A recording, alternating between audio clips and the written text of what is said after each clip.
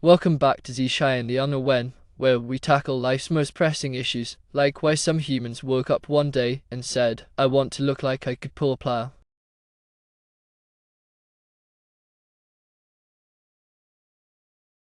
Today, we're talking about nose piercings. Specifically those chunky nose rings that make people look like they've been hired to graze in a field or star in a bullfighting arena.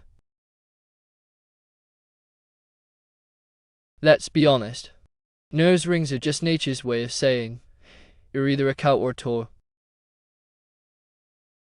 And I get it, fashion is subjective. But when you walk into a room looking like you might break out into a moo or a snort, you gotta wonder.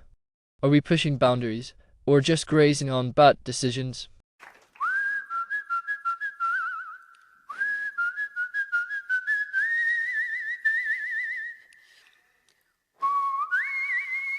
I ran a very scientific poll on this.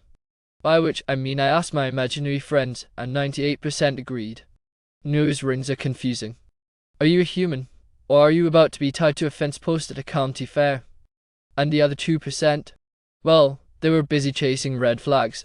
Literally. Now, if you're going for that matador's worst nightmare vibe, sure. You should live your truth. But here's my concern. What happens when you sneeze? Is the whole room in danger?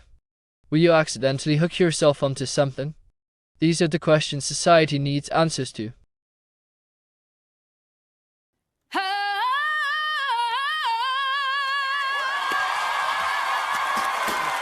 In the wild, animals use nose rings for practical purposes. Bulls wear them to avoid wandering off. Cows wear them to look approachable but dangerous. Humans, well, they wear them to confuse their grandparents and look slightly rustic. Now, don't get me wrong. If you're rocking a nose ring and loving it, more power to you. But it will still look bad and very unattractive. But if someone ties a leash to it and says, come on, Bessie, don't say I didn't warn you. That's it for today's episode. Remember, life's too short to take seriously. Unless you're wearing a nose ring and accidentally get tangled in your car keys. Don't forget to like, comment, and tell me if I'm wrong in the funnest way possible. Until next time, keep grazing. I mean, keep shining.